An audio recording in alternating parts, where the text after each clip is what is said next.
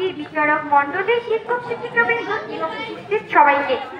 আজকের বিতর্কের বিষয় জলবায়ু পরিবর্তনে দায়ী উন্নত রাষ্ট্র কিন্তু ভুক্তভোগী উন্নয়নশীল রাষ্ট্র।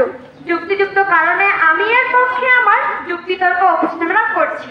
মাননীয় সভাপতি, প্রয়োজন সবারই আছে, ব্যাপারটা আমরা বুঝি। তাই বলে প্রয়োজনের কথা বলে অন্যের সমস্যা করব না, এটা কাম্য হতে পারে না। স্বাধীনতা মানে অন্যের শান্তি হরণ নয়। মাননীয় সভাপতি, উন্নত রাষ্ট্রগুলোর জলবায়ু পরিবর্তনে দায়ী অথবা এই কথাটা স্বীকার করতে চায় না। ব্যাপারখানায় এমন হয়েছে, উদর পিঠে ভুদর ঘাড়ে। মাননীয় সভাপতি, অপকর্ম করবে তারা আর ফল ভোগ করবে আমাদের মতো উন্নয়নশীল রাষ্ট্র না।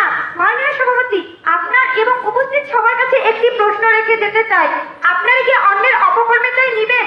আমার মনে হয় অবশ্যই নিবেন না। তাহলে আমার প্রশ্ন, আমরা কেন তাহলে দায় নিব?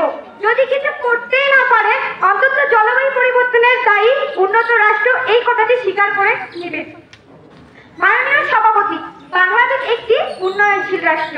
জলবায়ু বিরূপ পরিবর্তন হয়েছে আমাদের দেশে। যখন আমাদের দেশে পানি দরকার তখন আমাদের দেশে পানি নেই। বাংলাদেশের উত্তরাঞ্চল প্রায় মরুভূমিতে পরিণত হয়েছে, পানির স্তর নেমে গেছে। বাংলাদেশের 63টি জেলায় আর্সেনিক শনাক্ত হয়েছে, চাষাবাদের সমস্যা হচ্ছে। আবার মাঝে মাঝে আর্সেনিক বন্যা দেখা দিচ্ছে, বন্যায় ভাসিয়ে নিয়ে যাচ্ছে সবকিছু। নদী ভাঙনে গরুহারা হচ্ছে অসংখ্য মানুষ, জনগণের ফসলের ব্যাপক ক্ষতি হচ্ছে, মুখ থুবড়ে পড়ছে দেশের উন্নয়নের চাকা।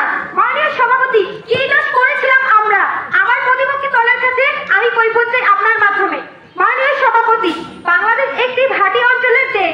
2004 সালে বিশ্ব তাপমাত্রা যদি 1 ডিগ্রি বৃদ্ধি পায় তাহলে বাংলাদেশের একটি নিম্নাঞ্চল তলিয়ে যাবে। 3.5 কোটি মানুষ গৃহহীন হবে, তারা জলবায়ু শরণার্থীতে পরিণত। তখন এটি বাংলাদেশ তথা বিশ্বের জন্য বোঝা স্বরূপের স্বরূপ। মাননীয় সভাপতি, এই সমস্যার জন্য কি আমরা দায়ী? অবশ্যই অবশ্যই এর জন্য দায়ী উন্নত রাষ্ট্র। মাননীয় সভাপতি, এইমাত্র আমার প্রতিপক্ষ দল বলে গেলেন যে উন্নত রাষ্ট্রের মানুষগুলো শিক্ষিত। শিক্ষিত বলে তারা জলবায়ু পরিবর্তনের দায়ী হতে পারে না। কিন্তু এই কথাটা খুবই হাস্যকর যে শিক্ষিত বলে তারা কি সব জ্ঞান অর্জন করতে পারে? তা কিন্তু নয়। তারা নিজেই বলেছে যে তারা শিক্ষিত, কিন্তু শিক্ষিত হয়ে তারা সেই মূর্খের মতোই কথা বলেছে। মাননীয় সভাপতি, শিক্ষার কোনো শেষ নেই। তারা শিক্ষিত বলে যে সবকিছু জানে তা কিন্তু নয়, বা সবকিছু তারা অবগত তা কিন্তু নয়। তারা শিক্ষিত হয়ে নির্বিচারে গাছ কেটে কলকারখানা তৈরি করছে কেন? এটা আমার প্রতিপক্ষ দলের কাছে প্রশ্ন রইল। কারণ আমরা জানি সবুজ পৃথিবী সুস্থ জীবন। ধন্যবাদ মাননীয় সভাপতি, ধন্যবাদ।